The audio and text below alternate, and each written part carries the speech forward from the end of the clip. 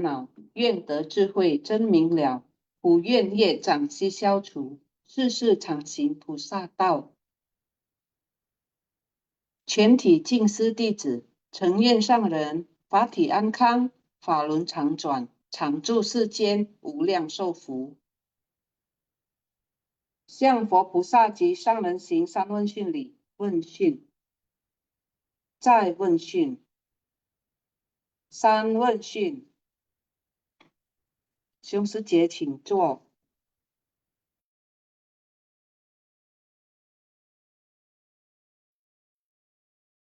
Selamat pagi,师兄师姐，感恩上人开示。那感恩 host semua 师兄师姐dan Indrawati师姐yang telah membacakan isiannya. Sebelumnya kita mulai dari berdoa dahulu ya. Mandiri師兄, silakan.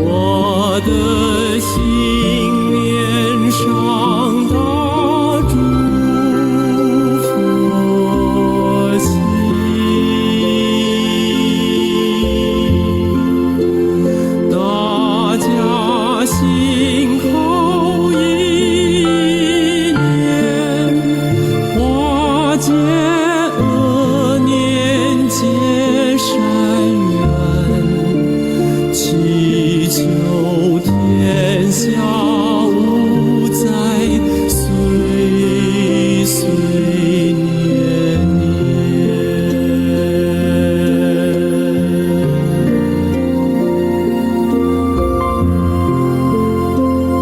Hati manusia tercipta dengan masyarakat laku dan umum. Dunia terbebas dari bencana. Cuan Sejong Sejie, 祝福你们健康安乐ya. Hari ini lumayan ya. Ada 249 tadi ya partisipan. Hari ini saya yang membawakan episode hari ini, Indra Ramli dari Medan, didampingi oleh mitra badik saya, Madiono Sejong. Silakan Sejong, perkenalkan. Baik, terima kasih Seung Indra. Selamat pagi Seung Semen semuanya. Caoan ya. Kangen Sangren Kaise, guru kita yang selalu memberikan bimbingan Dharma. Terima kasih juga kepada tim Senfasang yang sudah memberikan kesempatan saya untuk turut menjadi salah satu moderator untuk belajar Dharma bersama-sama. Saya Madiono dari Barat Satu bersama mitra bajik saya akan membacakan intisari ya untuk episode hari ini adalah episode 1720 dengan topik ketika prinsip kebenaran menyatu dengan batin, mampu memahami sepenuhnya dan menembus rupa. Ya, Sesung Semen, mari kita belajar bersama-sama tentang Dharma Master dan Dharma Buddha sebagai pedoman kita untuk berkegiatan dan menjalani kehidupan yang lebih bermakna dan semoga sampai mencapai tujuan mulia kita. Demikian Sesung sebagai pengantar, keadaan. Kanannya Sejong, kita masih di bab 19 ya, jasa kebajikan dari Guru Dharma ya. Di episode ini tentang prinsip kebenaran menyatu dengan batin. Prinsip kebenaran menyatu dengan batin. Kita langsung saja masuk ke intisari pertama. Waktu berlalu dengan cepat setiap harinya, membangkitkan tekad luhur dan membangun ikrar agung. Maka kita harus memanfaatkan waktu sebaik mungkin dan tidak menyia-nyiakan hari kita. Dharma itu abadi, tetapi batin kita sebagai makhluk awam, pemahaman dan pengetahuan kita selalu memiliki keterbatasan. Dharma melampaui ukuran dunia ini, tak terhitung luasnya. Oleh karena itu, kita harus berusaha dengan tekun, mencari dengan sungguh-sungguh, dan mengulanginya berulang kali. Meskipun Dharma setelah diucapkan memiliki kemiripan, akan tetapi arti dan maknanya sangatlah mendalam. Kita harus bersungguh hati setiap hari dalam segala hal. Kita harus mempraktikkannya sesuai dengan Dharma. Ketika praktek dan mendengar dapat bersatu, maka itulah bukti dari apa yang disebut giat bersemangat. Dan dari giat bersemangat itulah kita memperoleh manfaat sejati. Inilah semangat kita dalam mencari Dharma. Awalnya saya juga mencari-cari ya bagaimana yang ingin disampaikan ya pada pagi hari ini. Tadi Master mengatakan, saya berulang mendengarnya juga. Ini memang perlu pemahaman, pengetahuan ya, karena sempat mengecap, mempraktekkan, pernah mengalami berulang kali, sehingga tadi dikatakan kita melewati sesuatu itu berulang kali. Saya bisa mengartikannya, analogikan itu pengetahuan ya. Kadang-kadang pengalaman juga kita boleh mengatakan itu. Dengan adanya itu berulang kali di sini ada kata semangatnya, karena kita terus melakukan belajar ya. Nah, dari situ kita mencapai sesuatu yang kita dapat menyampaikan ke orang banyak. Kadang-kadang kita melihat itu ada satu case ya di community atau apapun, ya banyak orang yang tidak mencapai satu titik temu ya. Kemudian dengan ada satu orang yang datang, dengan pengalamannya yang berulang kali telah dia alami, yang dia telah mengerti dengan jelas, di sini kan kalau mengerti tentang logikanya, itulah kita sebut prinsip kebenaran ya. Artinya sesuatu yang dilempar ke atas kan jatuh ke bawah. Logikanya adalah gravitasi bumi. Itu prinsipnya, prinsip kebenaran di situ. Begitu kita memberikan satu titik, mereka mengerti, maka bukan satu orang aja mengerti. Di kelompok itu ada 100.000 semuanya terbuka. Tadi Mas Tom mengatakan dengan satu titik aja buka ikatan itu semua dapat mengerti. Karena apa? Kita memahaminya sudah berulang kali kita sampaikan. Tapi untuk mencapai itu seperti di intisari pertama ini dibutuhkan semangat ya, semangat. Itu di kalimat terakhir semangat. Lanjut Sesiong kanan. Baik, saya akan membacakan intisari kedua. Setiap orang yang mendengar dan menegakkan dharma, baik melalui membaca, melafalkan, menyalin, mengajarkan, atau mendengarkan dharma, dan sebagainya, kita harus benar-benar memahami dan menghayatinya. Memahami dan menghayati jalan agung, membangkitkan tekad tiada tara. Penghayatan ini sangatlah penting. Jika kita memahami dan menghayati arah tujuan Dharma ini, dari mana asalnya dan setelah menerimanya, kemana seharusnya kita mengembalikannya. Kita menerima ajaran Buddha tentang ajaran Bodhisattva, maka kita harus menuju ke arah tempat Bodhisattva berada, yaitu ke tempat mana makhluk hidup berada. Inilah memahami dan menghayati maknanya yang mendalam dan menjangkau jauh. Ketika prinsip kebenaran menyatu dengan batin, maka prinsip kebenaran dan hati akan selaras. Jika tidak, seberapa dalam pun prinsip kebenaran itu, tetapi hati kita tidak terhubung dengannya, maka kebenaran dan manusia akan tetap terpisah. Kita harus menyelaraskan hati dengan Dharma, agar dapat mempraktekannya dalam kehidupan nyata dan selalu menuju pada arah ini. Dengan begitu, tidak satupun yang tidak dipahami dengan sepenuhnya. Oleh karena itu, mampu menembus rupa. Ya, Seseng. Jadi ini di sini penting sekali kita harus memahami Dharma ya. Dharma ini memang kalau di dalam istilah ini banyak definisi, tetapi kalau kita lagi berbicara ajaran Buddha, Dharma ini mengacu pada makna prinsip kebenaran ataupun ajaran Buddha. Nah, walaupun sebenarnya fenomena-fenomena apapun juga termasuk dharma gitu. Nah, terkait dengan ini di intisari kedua menekankan pentingnya kita meresapkan dharma ke dalam batin. Jadi ketika kita sudah meresapkan dharma ke dalam batin dan selaras dengan dharma, maka itu akan membimbing kita ya untuk melakukan kegiatan-kegiatan yang kemudian juga mengarah pada peningkatan kualitas diri kita secara spiritual dan kebajikan kita terus bertambah. Jadi memang ketika dharma ini masuk ke dalam batin ya, ini penting sekali kita harus berusaha ya. Maka kita harus terus berusaha dari mulai sangat tidak paham, hanya mendengarkan, nggak tahu maknanya, terus belajar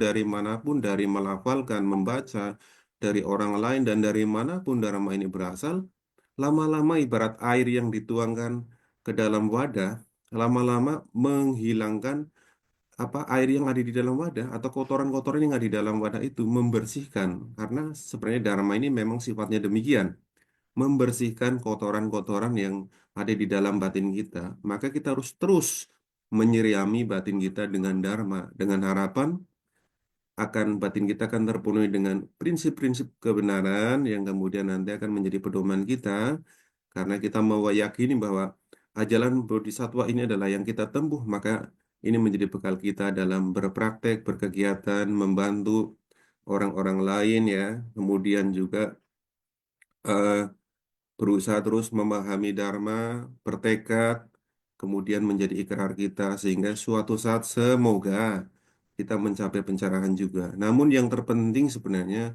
bukan yang jauh itu ya, karena kita sebenarnya adalah belajar Dharma itu belajar secara bertahap, tidak ada yang instan ya. Oleh karena itu sebenarnya kita yang melakukan apa yang kita bisa lakukan hari ini. Hari ini kita belajar Dharma, mari lakukan dengan penuh ketulusan dan kesungguhan hati. Itu sesungguhnya untuk yang nomor 2 yang saya pahami. Terima kasih, Kanan. Ya, kanan Sesiong. Kita masuk yang intisari ketiga, prinsip kebenarannya tidak hanya terbatas pada sesuatu yang berwujud, dan tampak atau rupa. Kita harus bisa memahaminya dengan jelas. Apa sebenarnya makna dari rupa ini, sehingga kita bisa benar-benar memahaminya. Jika sudah demikian, maka tiada lagi rintangan. Bukan sekadar melihat seseorang dan terpaku pada bentuk luarnya, lalu mencintainya. Jika sesuatu yang kita cintai tiba-tiba hilang, hati kita akan merasa terbebani. Oleh karena itu, ini adalah jasa kebajikan dari melihat kebenaran sejati. Kita harus melihat dengan jernih dan menembus hakikat segala sesuatu. Jika kita dapat melakukannya, itulah kebajikan sejati. Kita harus membina diri ke dalam dan mempraktekkannya keluar. Dharma harus kita serap ke dalam hati untuk kita latih. Sementara bentuk luar jangan terlalu kita lekatkan dalam pikiran.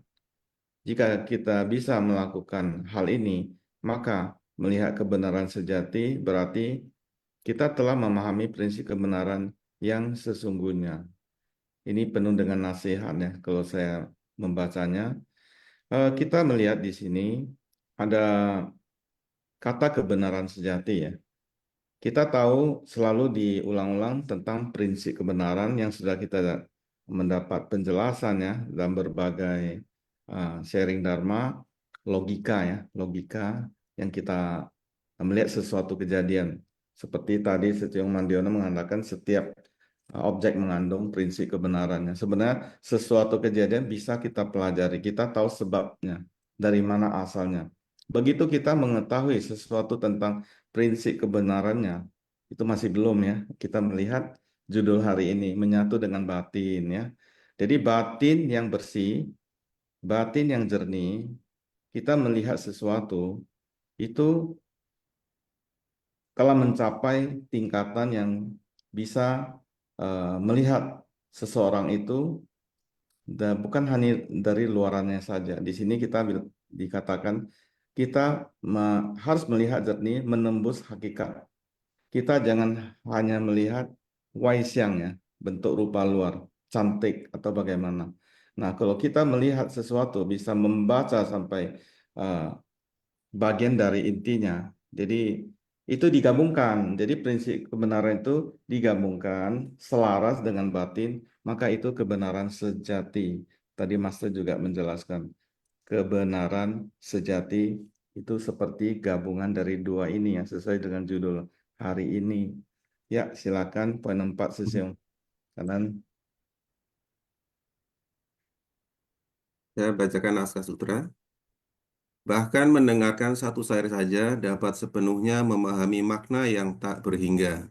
Selanjutnya akan membabarkannya secara berurutan sesuai dharma, selama 1 bulan, 4 bulan, atau 1 tahun. Di dalam dan di luar dunia ini, semua makhluk baik dewa, naga, manusia, yaksa, setan, atau makhluk halus. Sutra Trate bab 19, jasa kebajikan dari Guru Dharma. Intisari 4. Setiap objek mengandung banyak prinsip kebenaran, dapat dianalisis melalui berbagai prinsip kebenaran. Saat kita menguraikannya menjadi bagian-bagian kecil, akan menjadi kosong. Keseluruhan kembali menjadi kekosongan, dan kumpulan dari bagian-bagian kecil itu kembali menjadi keseluruhan. Semua hal di dunia ini adalah demikian. Oleh karena itu, makna yang tak terhingga.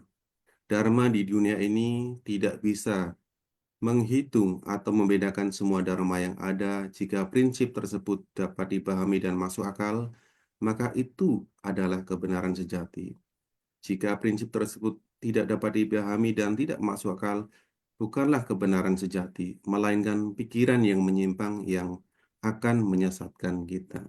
Ya, jadi di sini memang prinsipnya adalah berbicara yang nomor 4 ini adalah menguraikan tentang prinsip kebenaran kaitannya dengan kekosongan ya. Jadi apa yang saya pahami di sini sebenarnya di dalam ajaran Buddha memang ini agak unik ya. Prinsip kekosongan, tidak ada inti yang inheren, anatta ya, tidak ada inti yang akan menjadi ciri khas. Sunyata itulah ciri khas ajaran Buddha yang tetap eksis hingga hari ini, yang membedakan dengan ajaran-ajaran guru Dharma lain. Dan ini ternyata ya secara ilmiah, ini juga ternyata kebenaran itu terungkap juga. Kalau Sesong Semen tertarik mendalami tentang prinsip kebenaran secara ilmiah ini, silakan dapat diikuti ya, atau mungkin membaca sedikit tentang perkembangan teori-teori atom dari mulai secara filosofis dari Leukipos Demokritos, John Dalton, J.J. Thomson, ya, Rutherford, Niels Bohr, dan kemudian sampai Heisenberg, Schrödinger, dan juga nanti ada mekanika kuantum itu sebenarnya ini sejalan sekali dengan prinsip kekosongan ini. Ternyata ya, ketika misalnya kita benda-benda yang kita punya ini kita kecilkan hingga yang paling kecil pun, yang mungkin kita merasa itu udah paling kecil, di dalamnya itu masih ada sesuatu yang lebih kecil dan lebih kecil lagi, lebih kecil lagi. Ternyata semuanya itu hanyalah perpaduan-perpaduan saja. Silakan nanti bisa baca tentang perkembangan teori atom itu. Jadi kita benar-benar terbuka, wah ini sesuai banget dengan apa yang disampaikan oleh Buddha tentang kekosongan ya, bahwa segala sesuatu sebenarnya adalah kaitan antara sebab dan kondisi. Jadi ketika ada sebab yang tepat, kondisi yang tepat, maka kemudian menimbulkan akibat. Dan sebenarnya kalau kita mendalami lebih dalam lagi, ternyata intinya adalah kosong. Orangnya itu kita di hari ini juga belajar bahwa ketika kita bisa menerapkan atau bisa memahami prinsip kebenaran dan itu meresap ke dalam batin, maka bisa menembus rupa. Karena sebenarnya rupa badan kita sendiri, apa yang ada di dolar kita sendiri sebenarnya adalah itu sebenarnya muncul karena adanya sebab-sebab dan kondisi ya. Jodoh-jodoh yang karma dan yang lain yang kemudian membuat sesuatu menjadi muncul dan sesuatu bisa lenyap ketika sebabnya itu juga hilang. Oleh itu ini prinsip sekali dalam hal ini untuk memahami prinsip kebenaran tentang kekosongan. Kalau kita udah memahami tentang kekosongan, maka dalam perilaku kita bahwa segalanya sebenarnya adalah terkait dengan banyak hal ya. Berarti kita apa yang kita pahami di sini berarti kita sebenarnya apa sih? Apa yang kita sombongkan dan seterusnya. Dari apa yang kita miliki, apa yang ada di dalam badan kita, kecantikan kita, kegentingan kita. Sehingga kita bisa nanti dengan tulus hati, bersungguh hati untuk menjalankan prinsip-prinsip Dharma dengan tanpa syarat, dengan tanpa kondisi, dengan ketulusan yang luar biasa. Nah, ini menjadi prinsip kita sendiri di dalam berpraktek di dalam jalan suci, jalan bodhisattva, sehingga ketika kita melatih tentang meta karuna itu pun adalah tanpa kondisi yang kemudian menjerat kita. Karena kadang kita ya terjerat oleh rupa kita ya.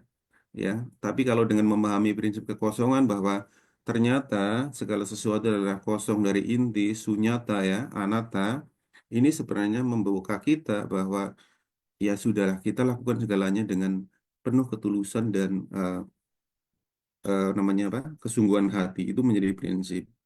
Jadi memang kita harus benar-benar ya berpegang teguh pada Dharma ya, kemudian berusaha menyebarkan Dharma, mewariskan Dharma karena memang inilah warisan Buddha yang kemudian juga Master juga demikian akan mewariskan Dharma Dharma Master karena sebenarnya warisan Buddha bukanlah para murid-murid para sangga itu udah menjaga Dharma, tetapi warisan dari Master dan juga para Buddha zaman dulu adalah Dharma yang menjadi pegangan kita sebagai pedoman dalam kehidupan kita beraktivitas mencari kebebasan sejati dengan memahami kebenaran sejati. Demikian, Sesong, silakan dilanjut.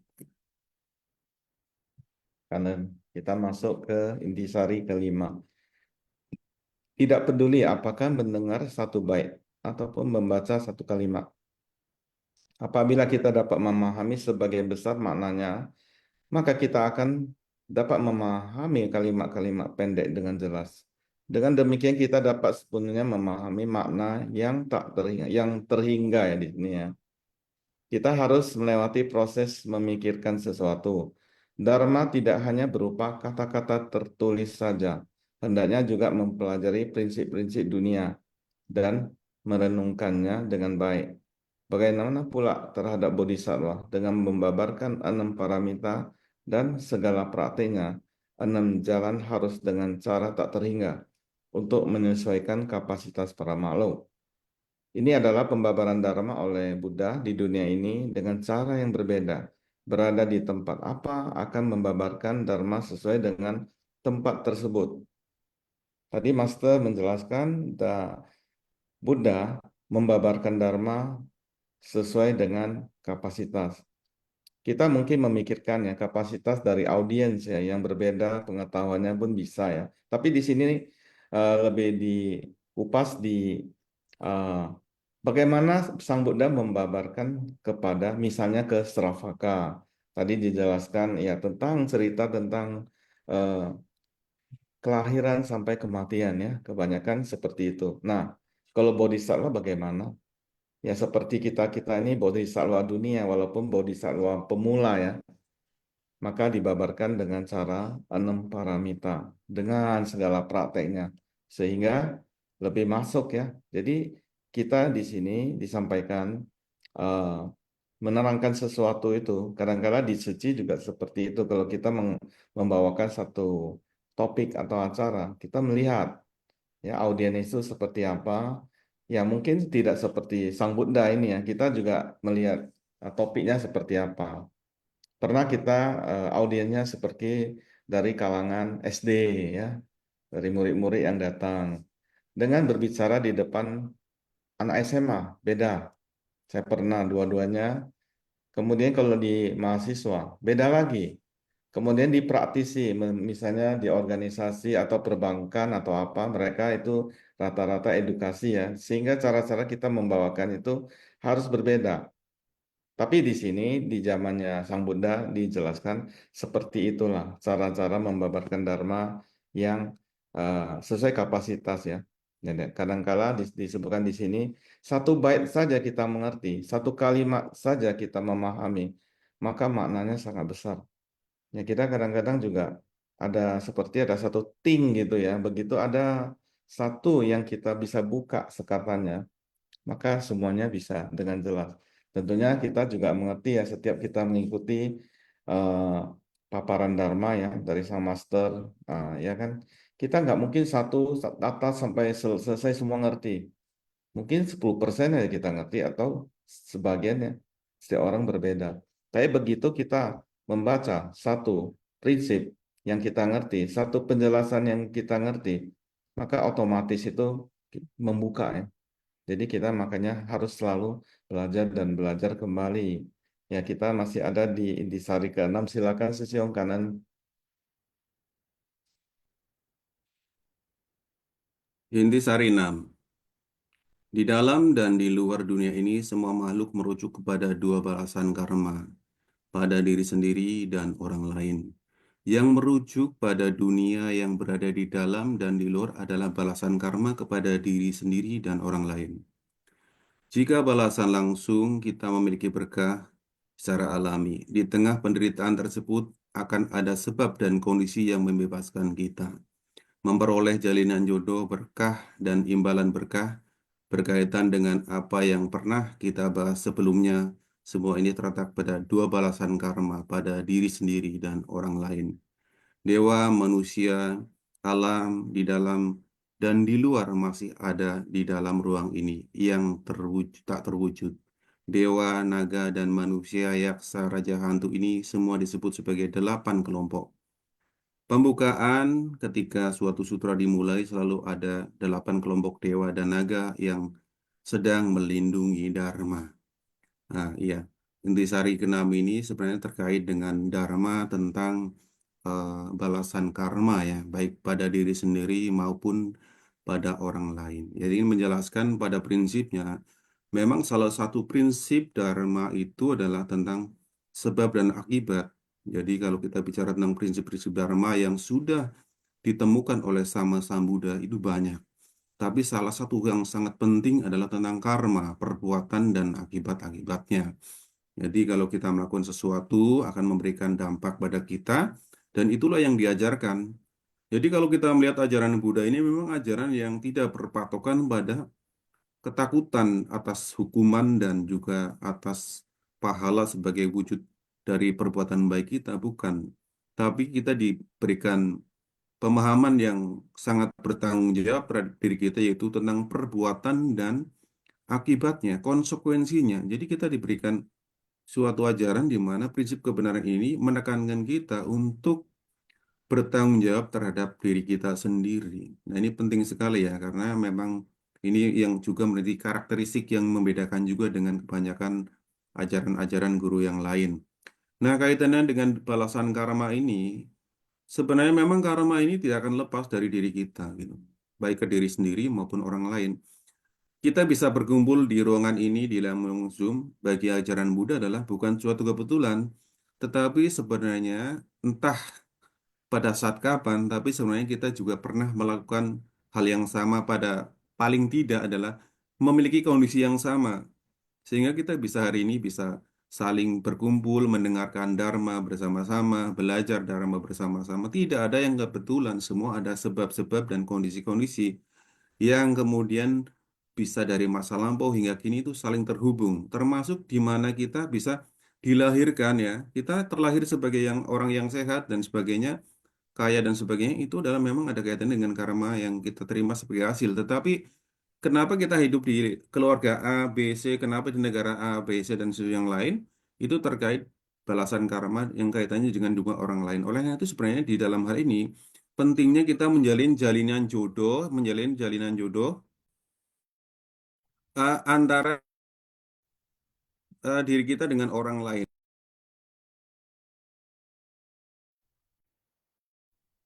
Master selalu menekankan tentang jalinan jodoh yang terutama sekali ada 3 hal itu tentang jalinan jodoh, tentang waktu, ruang, dan terutama sekali adalah interaksi antara manusia. Inilah yang menjadi pesan menurut saya yang penting sekali bahwa kita harus menjalin jodoh, interaksi antar manusia ini dengan sangat baik sehingga pada kesempatan ini kita bisa bersama berbuat kebajikan di dalam jalan bodhisattva. Demikian juga pada kesempatan lain di masa-masa yang akan datang juga demikian. Pada prinsipnya kita belajar Dharma ini adalah untuk mempraktekannya dan memberikan manfaat buat diri kita dan orang lain. Memang Dharma ini akan tegak ya, akan terus ada ketika ini memberikan manfaat. Ketika Dharma tidak memberikan manfaat, maka lama-lama akan habis. Maka memang Dharma ini harus ditegakkan melalui praktek nyata, yaitu salah satu yang di dalam seci adalah jalan bodhisattva. Dengan jalan bodhisattva, Dharma menjadi tegak, dan demikian maka orang-orang yang bergabung menjadi bodhisattva dunia dan juga mempelajari sutra akan semakin banyak, maka umur ajaran Buddha, umur prinsip-prinsip kebenaran juga akan terus bertambah panjang ya. Dan penting sekali untuk hari ini, intinya kita hari ini adalah berbicara tentang prinsip kebenaran yang kita resapkan ke dalam batin kita sendiri ya. Kita harus benar-benar berusaha supaya selaras dengan Dharma, batin kita udah menyatu dengan Dharma. Kalau benar-benar sudah menyatu dengan Dharma, memahami prinsip kekosongan, memahami prinsip sunyata, memahami prinsip anatta, maka prinsip Dharma itu akan menembus rupa. Jadi kita tidak akan melekat lagi kepada rupa, baik yang ada di dalam tubuh kita maupun hal-hal yang di luar diri kita. Penting jadi adalah kita harus benar-benar mari bersungguh hati, setulus hati untuk berada di jalan Dharma, berusaha meresapi Dharma, dan kemudian bisa menembus rupa itu sendiri. Demikian Seung untuk yang keenam ini. Silakan Seung dilanjut kalau ada. Ya udah Kalau selesai nih yang untuk sarinya ya. Sesiung ya. Jadi karena semua sesiung telah mengikutinya, kita hari ini sudah ada partisipan yang raise hand ya sesiung ya. Tapi Oh ya, silakan. saya ini melihat Jangka Wijaya Sesiung dahulu, tapi mohon ditunggu boleh ya Sesiung, Ya, karena ya. kita akan tampilkan ini ada yang mau sharing dari Koli Secie, itu intinya tentang 4 sop ya. Nah, sop Oh, itu fresh oke. from oven mungkin sopnya ya, tapi bukan untuk diminum ya. Ini dari Ya, ya. dari Ahui Sesiung ya, Januar Sesiung, tapi dibawakan oleh Koli Secie ya. Karena ya semuanya, silakan Koli Secie. Ya, silakan saya. 感恩上人的开设，感恩 Indra Sesiung dan Madiono Sesiung, 感恩juga Januar Sesiung yang sudah menyiapkan materi ya dan memberikan saya ladang berkah di pagi hari ini untuk berbagi. Selamat pagi Sesiung Secemen semuanya, 感恩 sudah meluangkan waktu untuk Sun Fasyang. Nah, Sesiung Secie, seperti yang kita tahu ya, Master mendirikan Seci untuk kita menapaki jalan Bodhisattva, untuk kita bisa membina diri. Jadi Sesiung Secemen adalah bodhisattva. Kita ini adalah bodhisattva dunia. Nah, bodhisattva dunia bukan duduk di dalam kesendirian, hanya bermeditasi, menghindari segala kontak dengan dunia luar, bukan seperti itu ya, Sisyong Sece. Tetapi yang dinamakan bodhisattva dunia adalah mereka yang hadir di tengah-tengah orang banyak, mereka yang mampu membimbing semua makhluk. Sedangkan kita tahu, Sisyong Sece, dunia ini penuh dengan masalah, penuh dengan kegelapan, penuh dengan hal-hal yang memancing emosi dan amarah yang akhirnya menciptakan noda-noda di batin kita. Nah, noda batin ini seperti virus, tidak terlihat Sisyong Sece, tapi mematikan. Virus COVID, virus influenza adalah virus yang mematikan badan jasmani kita di kehidupan ini saja. Tapi kalau virus-virus dari noda batin, virus berupa benih karma buruk, ini adalah virus-virus yang mematikan jiwa kita dari kehidupan ke kehidupan. Sekali batin kita tercemar, Sisyong Sece, virus-virus ini akan bersama kita dari kehidupan ke kehidupan sampai menetas, sampai kita memperoleh buah karmanya. Nah, Sisyong Sece, selembut-lembutnya kita juga tidak bisa terhindar dari amarah. Sebaik-baiknya kita, kesabaran kita juga ada batasnya. Setuju tidak, Sisyong Sece? Nah, menjadi bodhisattva di dunia ini, di tengah-tengah orang banyak, kita tidak bisa terhindar dari segala sesuatu yang memancing amarah, kebencian, kesedihan, dan mungkin keserakahan. Jadi, bagaimana caranya kita bisa benar-benar menjadi bodhisattva dunia, tapi tidak tertular virus-virus ini, Sisyong Sece? Nah, Master sangat memahami kita dan meracik ramuan berkhasiat untuk kita. Master memberikan kita semangkok sup untuk diminum. Tadi pagi di ceramah Master ada menyinggung mengenai ramuan ini. Inilah materi yang akan saya bawakan pagi ini. Nah, sup atau kuah yang ada di mangkok ini bukan sembarangan sup, Sisyong Sece. Mengapa?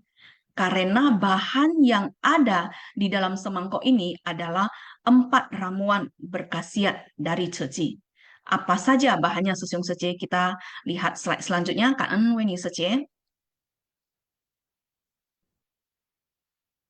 Nah, 4 ramuan ini ada Zizhu, Kan-en, Sanxie, Baorong. Zizhu artinya tahu berpuas diri. Kan-en artinya berterima kasih, bersyukur. Sanxie, berpengertian. Dan Baorong, bertenggang rasa atau bertoleransi.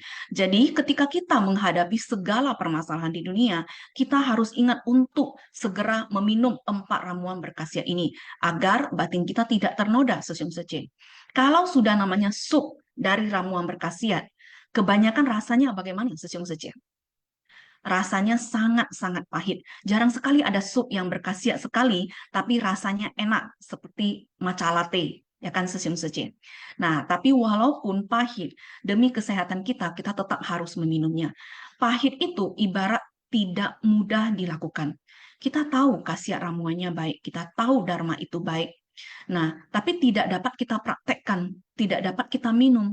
我们知道，但是做不到。Nah, tetapi Sisyong Sece sebagai praktisi, sebagai bodhisattva dunia, kita tetap harus meminumnya. Walau pahit, tetap harus ditelan. Walau susah, tetap harus dipraktekkan.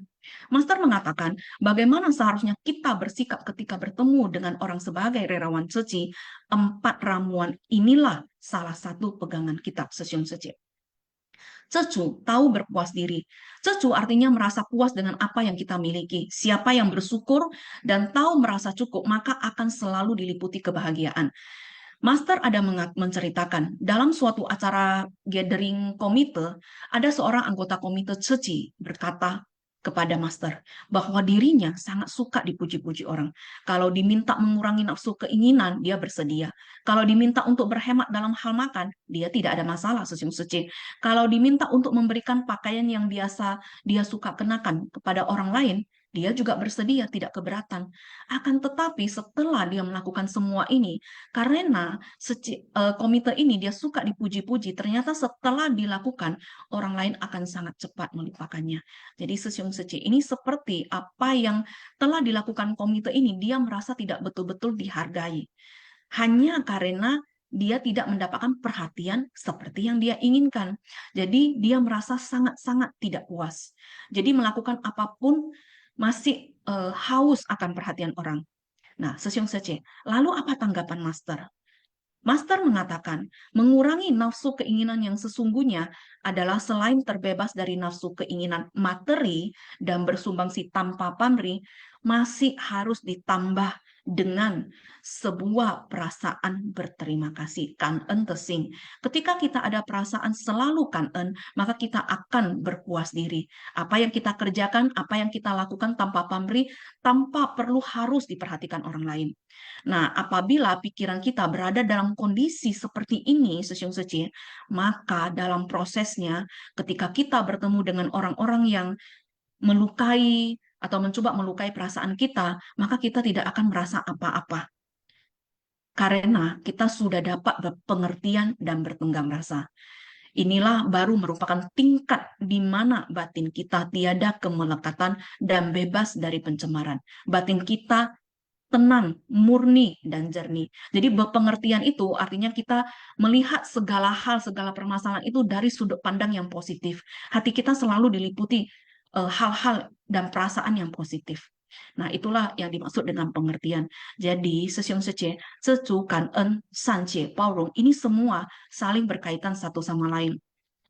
Sesyung Sece, seandainya kita tidak tahu berpuas diri, tidak tahu bersyukur, berpengertian, dan tidak tahu bertenggang rasa atau bertoleransi, malahan hanya mengingat kekurangan orang lain, selalu saja mencari kesalahan orang lain, hati tentu akan selalu dipenuhi dengan perasaan tidak suka dan benci. Nah, kalau seandainya kita tahu berpuas diri, tentu suasana hati kita dapat tetap tenang terjaga. Seandainya hati tenang, semua yang terlihat di mata dan terdengar di telinga tentu akan dapat ditanggapi dengan penuh pengertian. Next Sece, Kan'en Weni Sece. Nah, Sesyung Sece, kalau kita sering melihat orang bertengkar, memukul-mukul meja dan kursi, ini dikarenakan tidak mau berpengertian dan tidak mau saling mengalah, Sesyung Sece. Seandainya dapat berpengertian, maka antar sesama pasti dapat hidup berdampingan, bekerja sama secara harmonis. Jika harmonis, tentu akan dapat saling bertenggang rasa. Next, Weni Sece, Kan'en. Nah, Sesyung Sece, bertenggang rasa ini artinya adalah sikap menghargai dan menghormati orang lain, baik dalam ucapan maupun perbuatan, menghargai dan menghormati pilihan orang lain, terbuka dan berpengertian terhadap perbedaan pilihan dan pendapat, mampu berkomunikasi dan dengan baik. Nah, inilah dinamakan tenggang rasa, Sesyung Sece. Master mengatakan, seandainya dapat saling bertenggang rasa, maka kita akan merasakan kalau semua di dunia ini adalah layak untuk disyukuri. Sesyung Sece, Master juga sering mengatakan, kita harus mempunyai 4 metode untuk mengatasi hawa amarah di dalam hati, yaitu Cecu, Kan'en, Sancie, Paurung. Apabila kita mempunyai 4 jenis kondisi ini, dengan sendirinya kita akan mengerti di mana letak kesalahannya, di mana letak kesenangannya. Sebab semuanya itu hanyalah perbedaan pola pikir saja. Next, Weni Sece, Kan'en. Nah, Sesyung Sece, Master ada berpesan, jangan mengiyakan pembicaraan dari salah satu pihak ketika terjadi perselisihan antar sesama, antar relawan. Hanya apabila kita menggunakan pengertian, barulah dapat mengatasi segala permasalahan. Jadi kita harus lebih banyak berucap kata-kata baik, Sesyung Sece. Jangan pernah meneruskan kata-kata buruk. Mulut harus menyebarkan semerbak bunga teratai.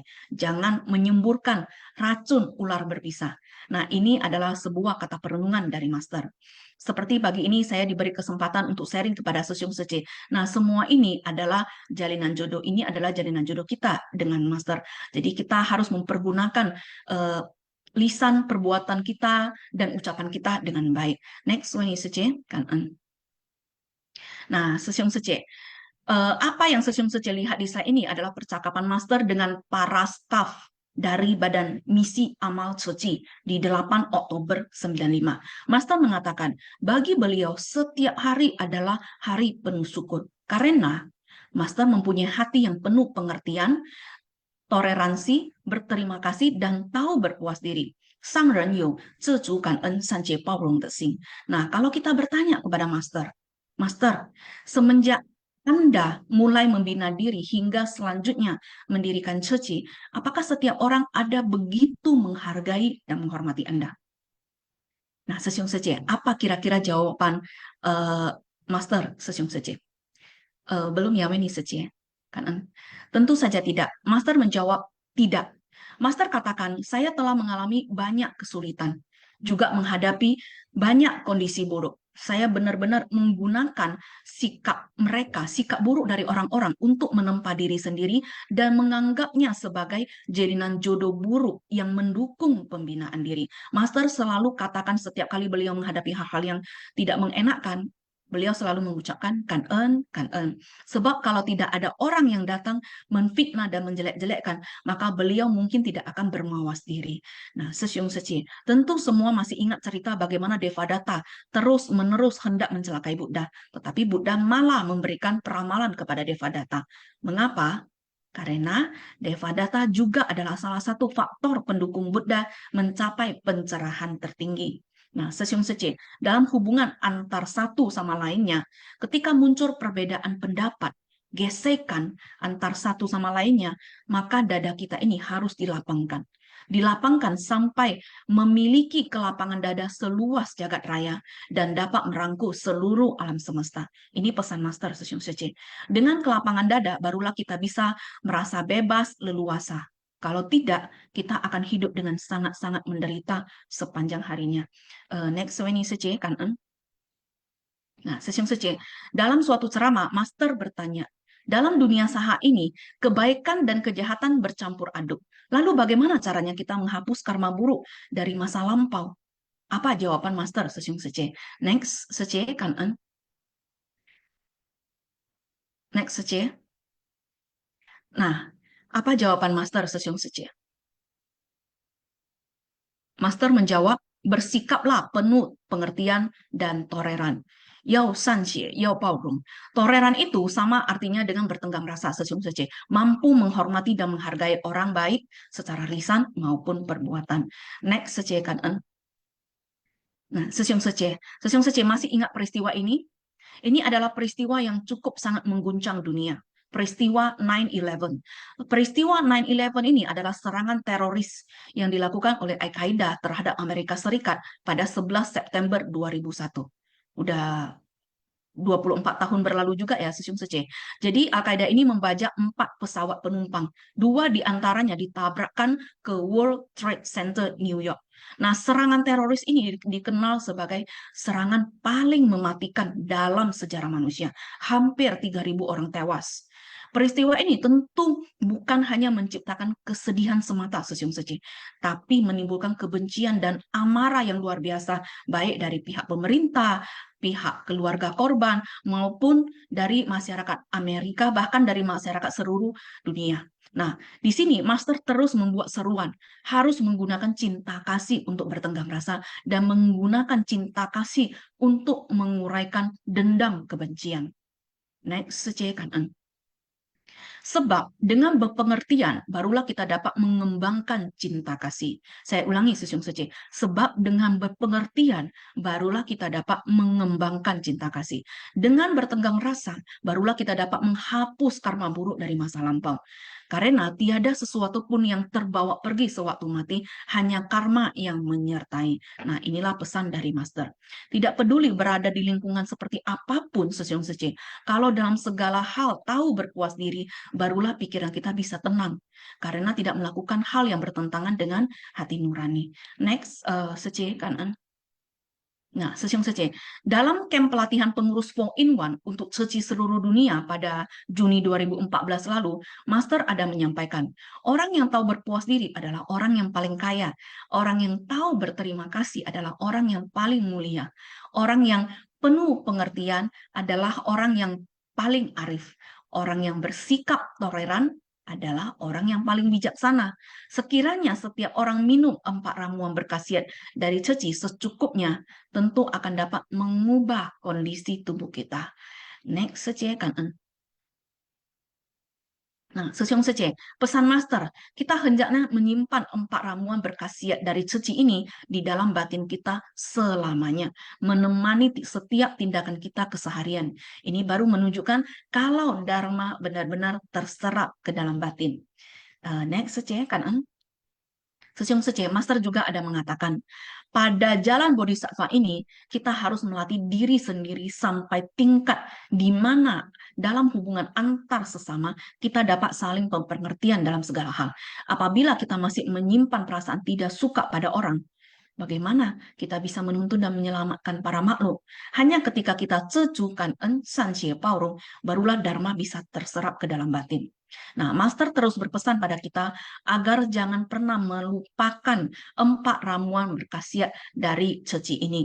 Nah, 4 ramuan ini merupakan salah satu faktor yang bisa memahat kita menjadi seorang bodhisattva.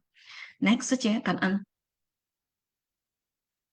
Sesiung Sece, sebagai kesimpulannya, Master katakan, kalau ke dalam diri kita ada memupuk ketulusan, kebenaran, keyakinan, dan kesungguhan hati, itulah Dharma terserap ke dalam bakti. Itulah buktinya. 4 ramuan berkhasiat dari ceci ini, tahu berpuas diri, berterima kasih, berpengertian, bertenggang rasa. Sebetulnya ini semua termasuk dalam pembinaan diri ke dalam. Next, Sece. Kanan.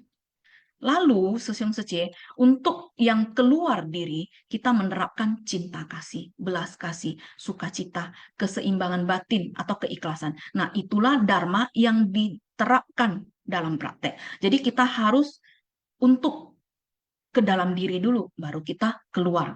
Nah, inilah yang sering dikatakan Master sebagai 4 metode dalam memeluk semua makhluk.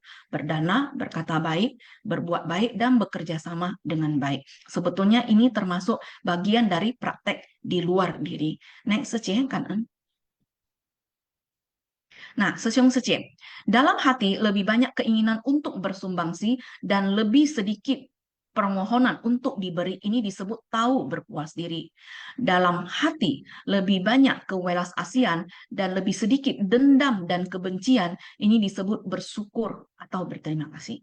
Dalam hati lebih banyak demi orang lain dan lebih sedikit demi diri sendiri, ini disebut berpengertian. Dalam hati lebih banyak memaafkan dan lebih sedikit berperhitungan, ini disebut bertenggang rasa atau toleran.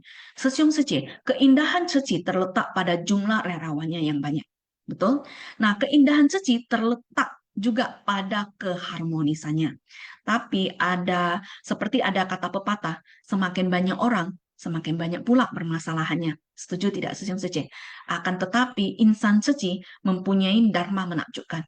Itulah 4 ramuan ini, cecu, kanen, sanjie, paurung. Dengan penuh pengertian kita tidak akan menjadikan urusan antar sesama, antar relawan menjadi permasalahan. Malah menjadikan permasalahan sebagai pembelajaran diri. Next sesiung, kanen, next secie, kanen. Nah, Sesiung Sece, apabila kita mampu membina ke dalam diri dan mempraktekkan keluar, sering-sering meminum 4 ramuan berkhasiat suci ini, maka kita akan bisa berlapang hati dan dunia akan terasa luas. Nah, itulah pesan-pesan dari Master Sesiung Sece, Kanen Sesiung Sece, Kanen Indra Sesiung, dan Madiono Sesiung. Ya, kandan ya. Koli Juang Sece ya. Paparannya cukup cepat ya larinya ya. Nah, ini memang sesentang ya 4 ramuan ini. Kalau kita melihat di suci itu paling sering ya kalau kita mau melihat keharmonisan itu yang ketiga tadi ya. Tadi saya dengar Suci ada jelaskan tentang sanje ya. Sanje itu kan pengertian. Nah, kita di bahasa Mandarin ada liaojie, liangjie. Banyak ya, tapi yang ini luar biasa ya, sanje. Kalau kita ada konflik ya antar manusia, atau misalnya contohnya kita di aktivitas di suci ya, ada clash, konflik. Kalau kita punya sanje, artinya kita memikirkan kita ingin oke, berpengertian, merelakan segala sesuatu. Tapi san itu ya harus diikuti. San itu kita tahu bahwa kita semua ini tujuannya berbuat baik. Maka disebut sanje. Ya, sanje kita berpengertian bahwa seje sesiung itu kita sama-sama sedang berbuat baik, bukan yang lain, bukan untuk kamu, bukan untuk saya. Kalau sudah pengertian sampai di situ, maka di belakangnya ada keharmonisan. Ya, karena ya Koli Seje sama Ahui Sesiung ya, luar biasa. Bagaimana Kanen Madiono Sece. Sesiung? Kita undang yang Ya, berikut. silakan, Seong. Yang Jangka Wijaya ya? di Jangka Sesiung ya, Jangka Sesiung Ya, tadi boleh. resign ya. Kanan ya, Koli Suci.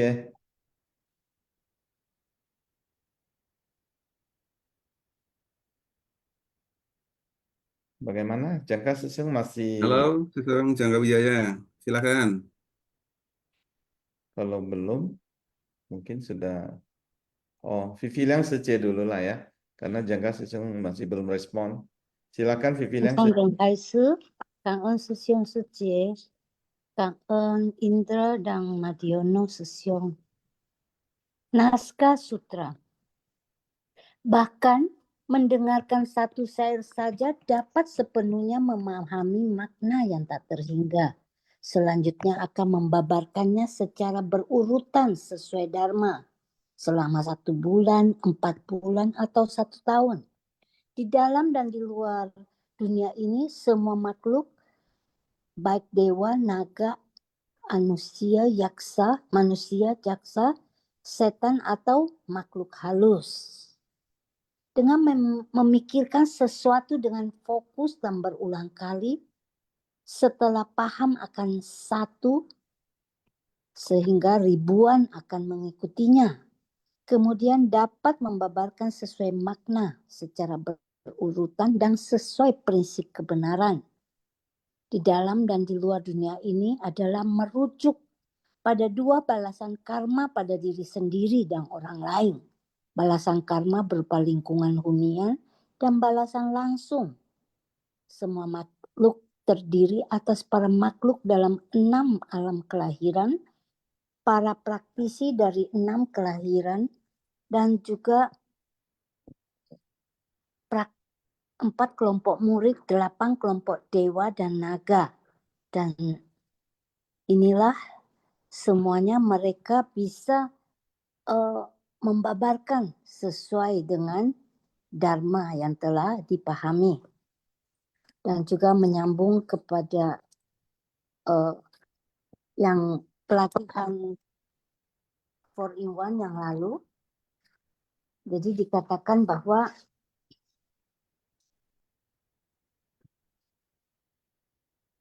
bentar ya, sorry. Soalnya buku ini tebal, enggak ada petunjuknya, pointernya itu loh. Biasanya ada.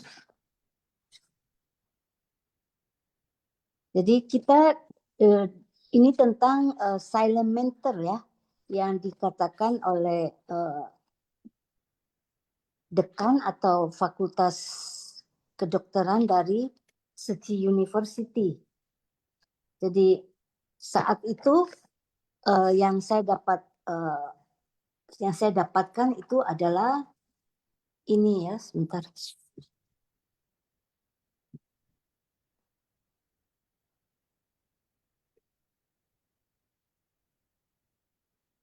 Jadi kita di dalam suci itu diajarkan tentang welas asih dan cinta kasih. Jadi para mahasiswa yang di Universitas Suci Fakultas Kedokteran, mereka juga harus bisa memahami tentang filosofi ini ya. Dan sebelum mereka, misalnya silent mentor itu telah meninggal. Jadi mereka itu harus sebelumnya telah mempunyai hubungan dengan para keluarganya sehingga terjadi kedekatan dan juga keluarga ini bisa men-sharingkan banyak tentang kehidupan para silent mentor ini sehingga mereka bisa juga merasakan bahwa dengan menjadi silent mentor berarti mereka mempunyai tanggung jawab para mahasiswa itu untuk bisa juga mempunyai cinta kasih ya, sehingga mereka saat terjadi ketidakkekalan ini mereka bisa juga menghormati the silent mentor ini sehingga mereka bisa juga mengadakan upacara ya setelah mereka mempraktekkan di rumah sakit itu. Jadi di situ dikatakan bahwa di rumah sakit suci itu ada 8 meja bedah. Jadi mereka sekaligus para mahasiswa itu di atas meja itu mempraktekkan bedah, sehingga dari keluarga Sailmentor itu memberikan peringatan dan nasihat kepada mahasiswa bahwa janganlah kalian membuat kesalahan lagi di masa depan, karena kalian telah mempraktekkan, yaitu dengan membuat 20 goresan pada tubuh Sailmentor. Dan juga setelah selesai bedah itu, para Sailmentor itu diperbaiki, di-reshape ya, supaya kembali ke keadaan semula, sehingga mereka bisa membuat acara ritual yang sangat hikmat ya, dengan menghormati Sailmentor. Dan juga setelah itu para Sailmentor ini tetap akan diingat karena mereka juga telah diberikan foto oleh keluarga dari Sailmentor. Jadi mereka memiliki perasaan hormat seumur hidupnya karena telah mempelajari ilmu kedokteran dari tubuh ini. Dan juga di Universitas Suci, mahasiswa belajar anatomi dengan melihat langsung tubuh dari Sailmentor ya. Jadi bukan spesimen atau dari patung buatan atau dari buku. Jadi mereka itu melatih bedah dan keterampilannya itu, dan dalam praktek itu selama 6 jam. Jadi mereka mengharapkan bahwa para dosen juga mengharapkan bahwa dengan persembahan dari tubuh para Sailmentor ini, mereka bisa peroleh, karena para Sailmentor ini telah bersumbangsi tanpa pamrih selama hidupnya, sehingga mereka rela menyumbangkan tubuh mereka untuk kemajuan fakultas kedokteran. Jadi dengan mereka menjadi altruistic role model family.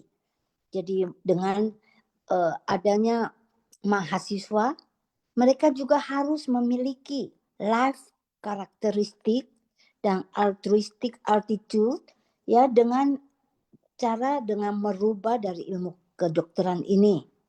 Jadi dikatakan bahwa sebelum adanya Universitas Suci yang ada Sailmentor, dulu dunia kedokteran itu kekurangan tubuh untuk praktek kedokteran, sehingga ada yang menjual mayat atau unclaimed body, yaitu orang meninggal tetapi tidak ada keluarga yang mencari, sehingga tubuh mereka dijual. Malah ada beberapa bagian tubuh itu dipotong seperti kaki dan tangan dan dikirim ke negara lain ya. Betapa kejamnya ya. Jadi setelah berdirinya Rumah Sakit Suci tahun 86 dan Universitas Suci tahun 94 dengan 1.300 mahasiswa kedokteran, dan saat itu sudah banyak sekali Sailmentor. Jadi juga di kampus itu benar-benar diajarkan tentang compassion and love, belas asih dan cinta kasih, no cruel specimen, humanism ritual, empathy. Jadi agar mahasiswa itu bisa belajar dan praktek seperti untuk bedah, sehingga para Sailmentor yang telah menyumbangkan tubuh mereka, yaitu tubuh sebenarnya dari tak berguna bisa menjadi bermanfaat juga setelah meninggal. Jadi para keluarga Salementer itu juga merasa bahwa mereka harus mengikuti orang tua mereka, pendapat orang tua mereka bahwa mereka mau menjadi Salementer, sehingga mereka merelakannya juga. Tetapi kalau dilihat dari hal ini, bahwa pada setiap acara peringatan memorial ya, keluarga juga diundang ke acara di kampus seperti konser musik. Jadi mereka itu memiliki suatu perasaan bahwa di dalam dunia suci ini yang penting adalah cinta kasih dan welas asih, dan juga kita sebagai relawan suci juga bisa juga memikirkan ke depannya bagaimana tubuh ini, karena kita hanya memiliki hak pakai tubuh, tetapi kita tidak punya hak milik pada tubuh ini. Kang En Sesiong Secie.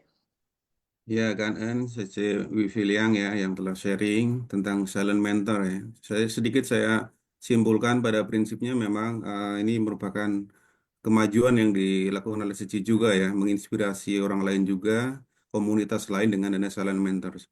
Tapi yang penting di sini juga bahwa ternyata kita juga bisa bersumbangsi ya bahkan sampai akhir hayat. Artinya bahwa ketika kita sudah meninggal dan itu pun kita masih bisa bersumbangsi kepada orang lain, makhluk lain. Dan Zeci sudah menjalankan ini dan ternyata tanggapan luar biasa dari masyarakat Taiwan khususnya udah ribuan yang sudah mendaftar. Saya baca di buku uh, Question and Answer Zeci ya 2019 ternyata udah ribuan yang mendaftar silent mentor ini dan mereka ternyata juga para mahasiswa memperlakukan mayat atau jenazah ini dengan sangat humanis, dengan mempelajari tentang latar belakang keluarganya dan seterusnya, dan memperlakukan dengan sangat baik, sehingga respon dari masyarakat juga baik terhadap adanya program silent mentor ini.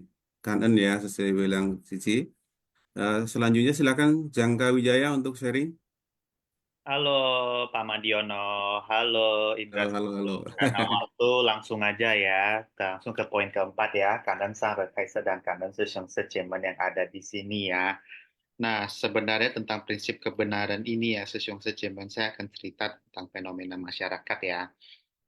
Ada satu fenomena, saya mau sharingkan sesuatu yang sangat penting buat kita untuk menunjang kebijaksanaan ya, saya izin ya. Ini penting sekali, mengingat postingan di sosmed itu kebanyakan penulisan-penulisan kesimpulan. Penulisan-penulisan kesimpulan ya. Di mana kesimpulannya itu terlihatannya itu memang benar. Tapi ada kekeliruan. Ya, kekeliruan dalam logical fallacy.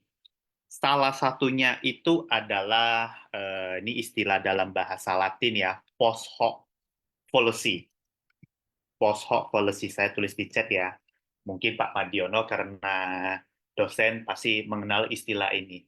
Post hoc fallacy. Sebenarnya ada 24 macam logical fallacy, tapi saya nggak akan bahas ke 24-nya karena memang waktu ya. Tapi saya akan cerita tentang post hoc fallacy, di mana kesimpulannya itu secara fakta itu benar, tapi kita tidak paham penyebabnya, sehingga kita jadi keliru. Contoh dari post hoc fallacy-nya apa? Misalnya, contoh panas dikit ya. Contoh makan buah ini. Maaf ya, saya cari contohnya biar nggak panas-panas. Contohnya, makan buah A. Makan buah A, orang itu sakit perut. Nah, makan buah ini orang itu sakit perut misalkan. Nah, lalu kita berkesimpulan, berarti buah ini yang bikin sakit perut. Secara fakta itu memang benar, secara fakta itu memang benar. Tapi secara logika penalaran itu, kita yang keliru. Dan ini sering terjadi. Sering banget. harusnya kita telusuri. Si A makan buah ini sakit perut. Tapi si B makan buah ini malah makin sehat. Nah, kita harus belajar cari tahu penyebabnya. Penyebabnya itu bagaimana? Oh, mungkin pas si A makan buah ini ternyata sudah kadaluarsa. Penyebabnya apa? Ternyata ada bakteri yang sudah mulai bertumbuh banyak. Begitu masuk ke dalam perut bakteri jahat, makanya si A itu sakit perut. Kita harus eksplor penyebabnya seperti itulah kira-kira ya. Seperti itulah kira-kira. Supaya kalau misalkan ketemu hal yang deviasi, kalau kita bisa menganalisis ya gimana ya? Ya kita nggak keblinger seperti itulah kira-kira. Atau contoh yang kedua, ini panas sedikit ya, secimen ya, maaf ya. Kata master, VG itu sehat. Kata master. Bener nggak? Ya namanya juga master, pasti bener. Tapi kita harus cari tahu syarat dan ketentuannya supaya itu sehat. Seperti itu. Kenapa VG itu bisa sehat? Salah satunya itu kalau kita makannya makanan-makanan utuh. Makanan utuhnya itu apa? Berarti makanan-makanan yang tidak diolah beberapa kali seperti snack ataupun ya makanan-makanan frozen food yang udah diolah berkali-kali. Nah, itu sebaiknya kita kurangi seperti itu ya. Boleh kita makan tapi jangan terlalu banyak, tapi perbanyak makanan utuh seperti sayur, tempe atau buah. Nah, itu kan nggak diproses berkali-kali, itu oke. Kayak gitu. Nah, yang bagian inilah ya why-nya ini paham, bukan ambil kata master VG itu sehat, tahu-taunya kita makan processed VG ya VG, tapi processed food seperti itu. Kalau misalkan processed food ya gimana begitu? Atau mungkin kedua, oke, kita percaya kata master VG itu sehat. Tapi pas ada seseorang, ya ini saya gak usah sebut namanya, sebagian udah tahu lah ya, VG pasang ring jantung, malah update status di Facebook, di medsos. Nah, kita harus analisa, kenapa orang ini kok bisa pasang ring jantung begitu, apa penyebabnya? Yang pasti kan kita kan nggak mungkin menyalahkan master kan. Master memang benar. Tapi yang salah itu kalau kita tidak mengetahui fakta-fakta di baliknya atau cara berpikir beliau. Kenapa menyatakan VG itu sehat? Ibarat kayak apa ya? Ibarat kayak pernyataan VG itu sehat itu adalah rumus matematika. Tapi kita harus cari tahu dari mana dia dapat rumus ini. Seperti itu. Dari mana dia dapat rumus matematika ini. Harus cari tahu. Sehingga kalau misalkan kata master, rumus Pitagoras itu adalah A kuadrat tambah B kuadrat sama dengan C kuadrat. Ya, ini ibarat ya. Tiba-tiba di lapangan update status A kuadrat ditambah B kuadrat sama dengan C kuadrat tambah D kuadrat. Nah, kita cari tahu itu penyebab ada D kuadratnya itu dapat dari mana. Cari tahu. Itulah kemampuan menganalisa ajaran, itulah kemampuan berpikir kritis. Itu perlu diperlukan sehingga kalau misalkan kita terbiasa untuk berpikir kritis what and why sepanjang untuk menunjang kebijaksanaan, itu sangat powerful. Dan juga kalau misalkan ada ketemu kayak semacam deviasi, kita bisa tahu penyebabnya kayak gitu sehingga we can be better. Contohnya seperti VG tadi, ada yang VG pasang ring jantung. Kita harus cari tahu, yang pasti bukan salah master.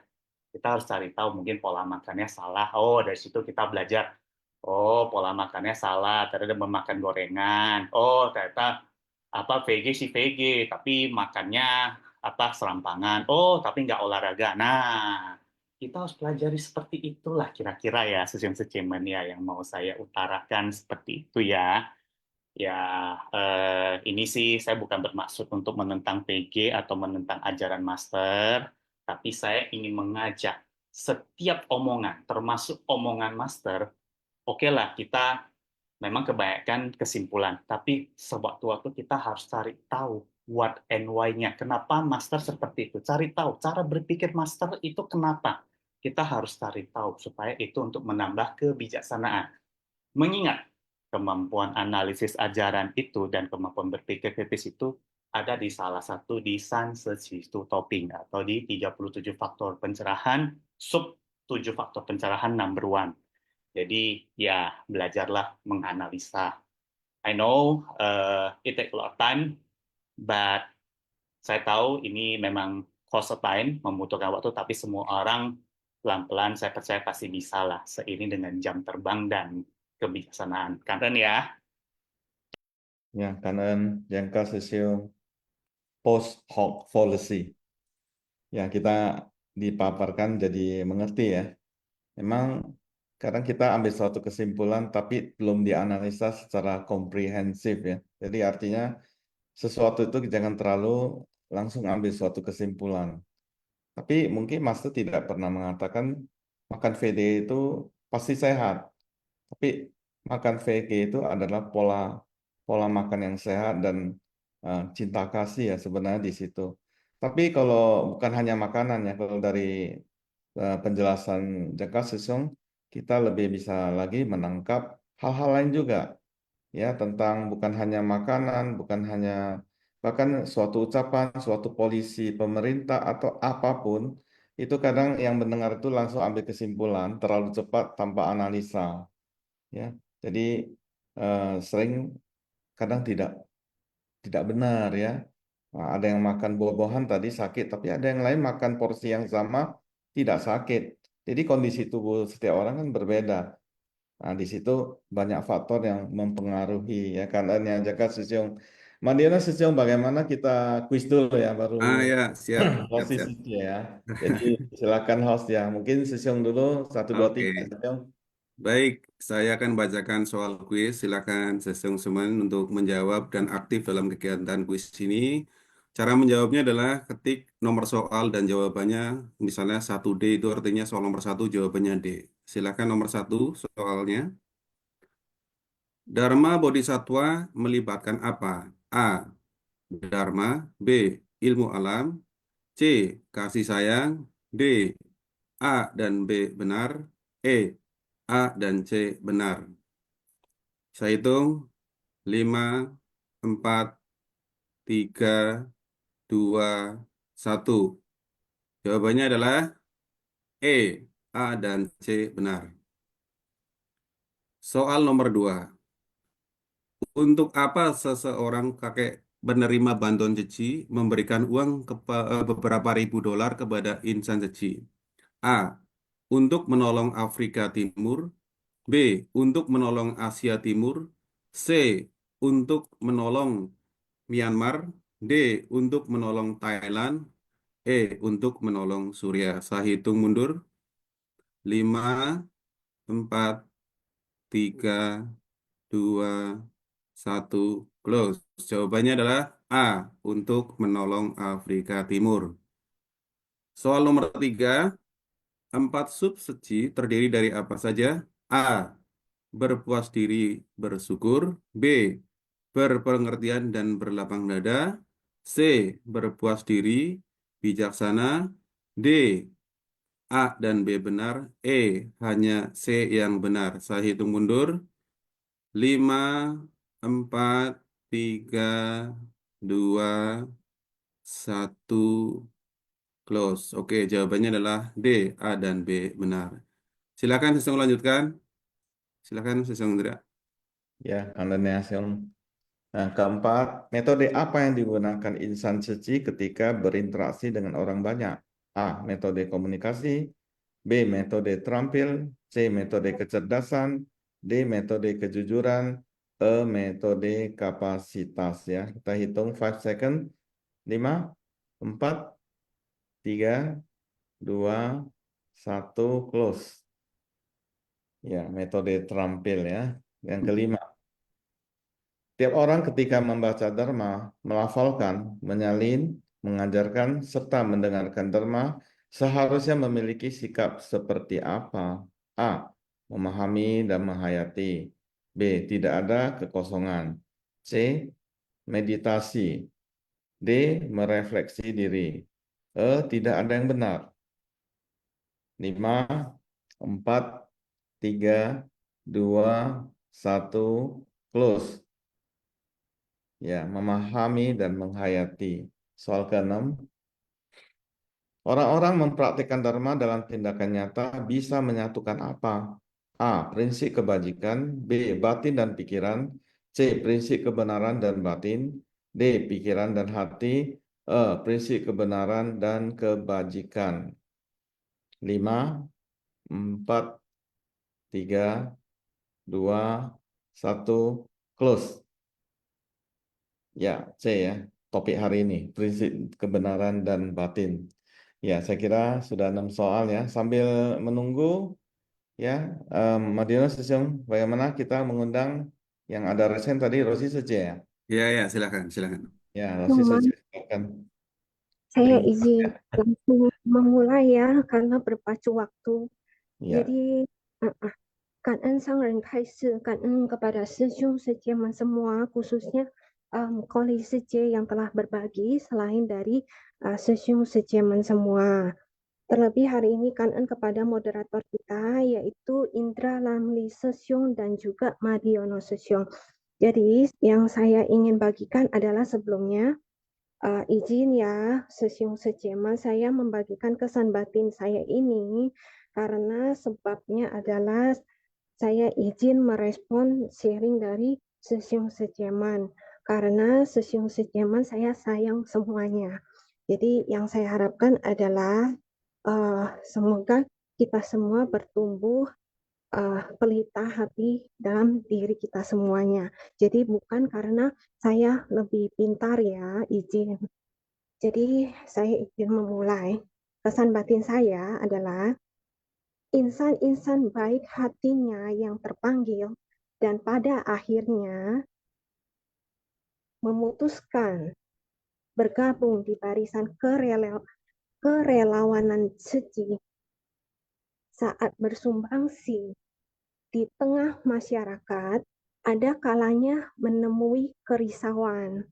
Contohnya ya, yang terdekat. Saat mengemban misi amal, dikatakan perlu menelaah penyebab dari kerisauan tersebut. Misalnya, menurut analisa pandangannya, seharusnya begitu. Tetapi kenapa keputusannya menjadi begini gitu.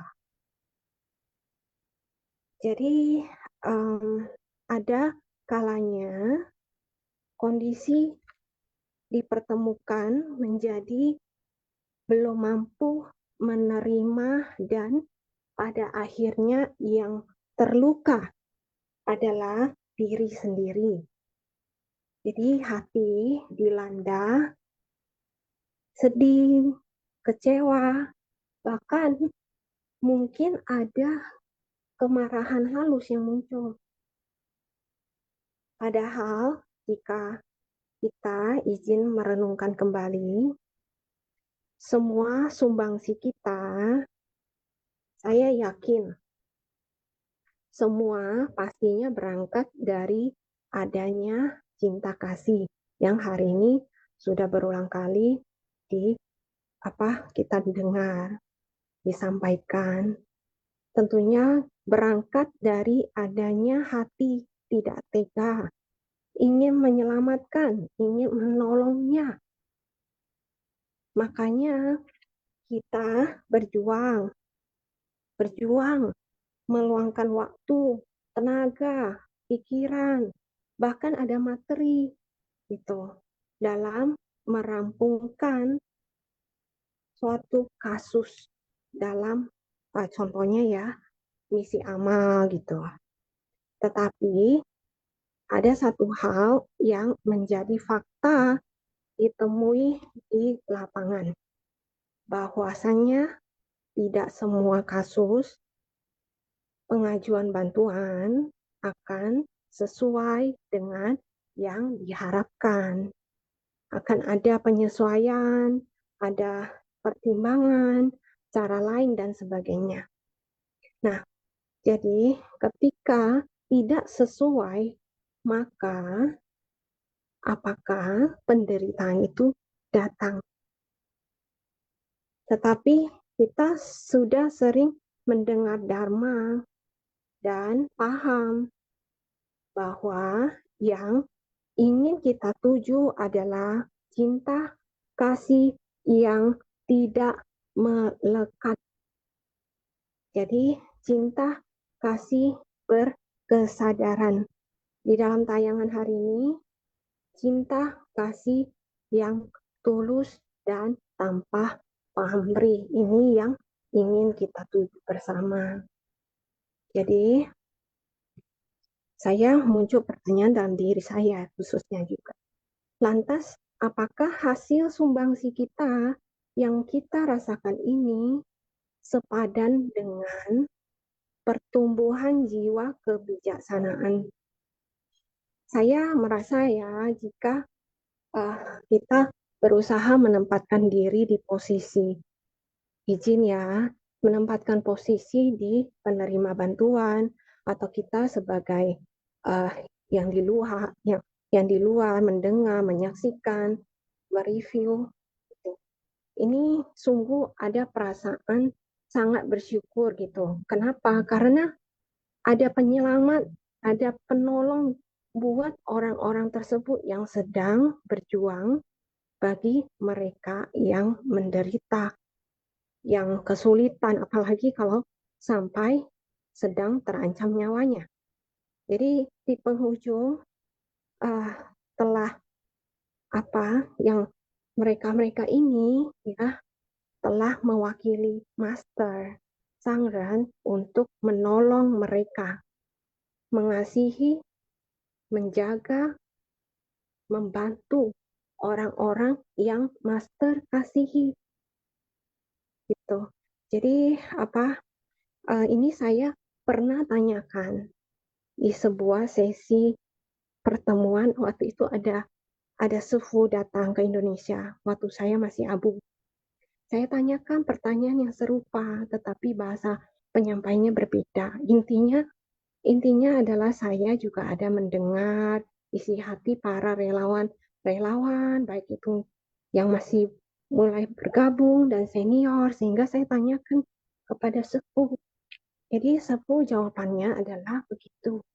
Jawabannya, kasihilah yang Master kasihi. Dan pertanyaannya, siapa orang-orang yang Master kasihi tersebut? Tentunya semua makhluk, termasuk relawan yang telah survei, yang bersumbangsi tanpa lelah dicuci, selain ya kita sudah paham ya, itu yang saya dapatkan. Jadi intinya kita perlu menjaga selalu hati ulas asih dalam diri dan jiwa kebijaksanaan di dalam diri ini, agar tidak ternoda ketika bersentuhan permasalahan duniawi. Jadi saya pun juga ada melihat relawan ya, yang beberapa kita sudah kenal, senior, yang mereka bertahan hingga kini, khususnya yang bagian-bagian misi amal, jiwa kebijaksanaannya sudah melampaui makhluk awam. Maaf saja, mungkin lebih ringkas boleh, sudah lewat waktu. Baik, maaf ya. Jadi intinya adalah seperti itu. Jadi mereka itu juga bersyukur itu telah ditempa kejadian yang sudah berlalu dan dapat menjadi saksi nyata bahkan panutan dalam membimbing yang lainnya. Jadi ini adalah berkah dan kebijaksanaan beriringan bertumbuh. Itu yang kita tuju bersama adalah itu. Jangan sampai terlena menyimpang, malah adalah salah satu sifat yang tanpa disadari adalah membakar ladang pahala tersebut. Gitu. Jadi pertumbuhan jiwa kebijaksanaan hari ini adalah meminum 4 suci itu dilaksanakan untuk menjangkau tujuan bersama keharmonisan tersebut. Ya, kanannya Rosi Suci atas sharingnya. Bagaimana Mandeno Sisyong?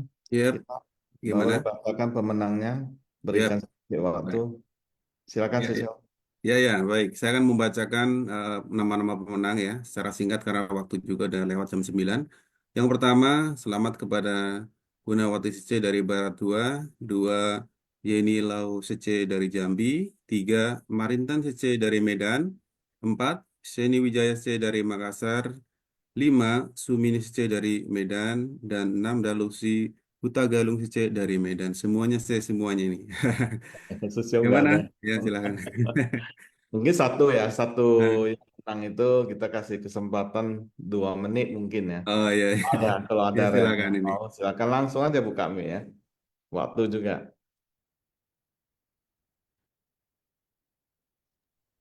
Ya Selamat mungkin pagi. Selamat pagi, Indra Susyung. ya Saya besok waktu aja dua ya. menit. Maaf. Wah, ini udah lebih 4 menit, Syung. Ya, Iya, kita saya tambah besok 1 menit. Banyak mau ya. kerja ya. Ya silakan saja. Susyung, selamat pagi, Susyung Indra dan Susyung Madiono, kan Ensangron Kase.